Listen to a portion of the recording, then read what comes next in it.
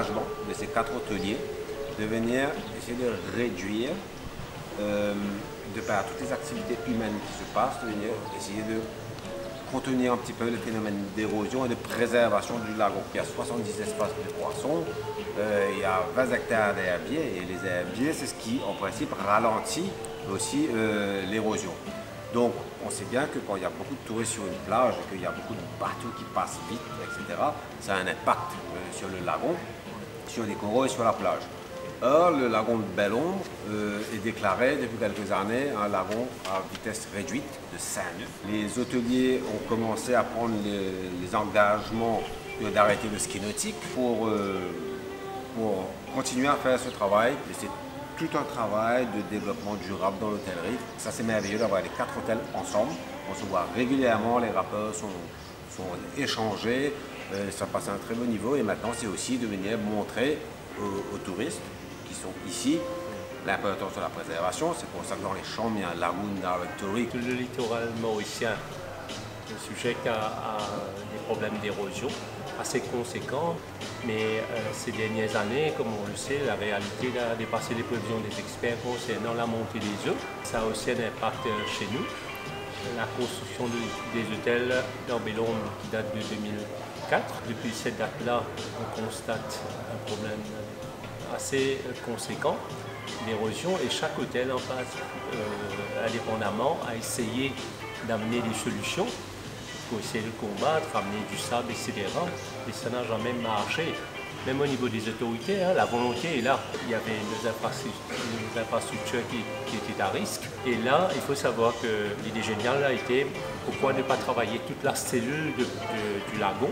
L'idée d'aller contacter les autres hôtels de Belle-Ombre. Et les 4 hôtels, Artruger, Tamassa, Awadi et Telfair, ensemble. Donc le projet en lui-même, comme c'était un exercice, vous savez, un IAE de ce type-là, ça prend beaucoup de temps. Heureusement, les autorités, ensemble avec les techniciens de l'environnement, ont approuvé. Il faut savoir, c'était une étroite collaboration privée-publique. Eux, ils ont fait appel à Kerry Black, qui est un spécialiste dans la résolution des problèmes d'érosion à travers la planète. Il y a eu plusieurs projets dans le monde où il a été impliqué. Et à travers donc François Roger de Reef Conservation, qui nous a présenté le biologiste marin Yann Watt. Une fois approuvé, nous avons dû, à la dernière minute, prendre la décision de fermer Ricard Jawadi. L'étage de Telfair était déjà planifié pour être fermé. Les autorités ont été il y a eu beaucoup de suivi, de visites pour faire les fine-tuning.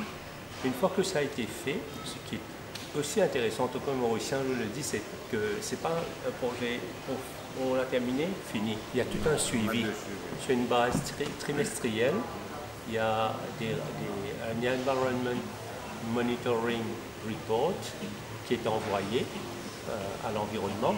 Et à chaque fois, des mesures qui sont prises sur le profil de la plage, comment ça évolue.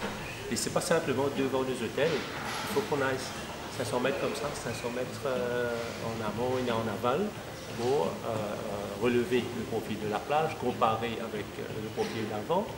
Ensuite, il y a toute l'étude pour la qualité de l'eau qui est faite par l'Université de Maurice.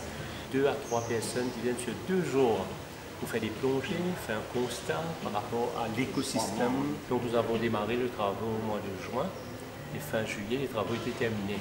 Les roches basaltiques pour faire les barrières artificielles. Et puis nous avons aussi installé les récifs artificiels. Ça nous coûte de l'argent, mais je trouve que c'est quelque chose c'est une démarche très intéressante et très importante et cruciale pour s'assurer qu'il y a une solution pérenne par rapport à ce qui a été fait. Ça nous a coûté, nous approchons les 50 millions d'euros.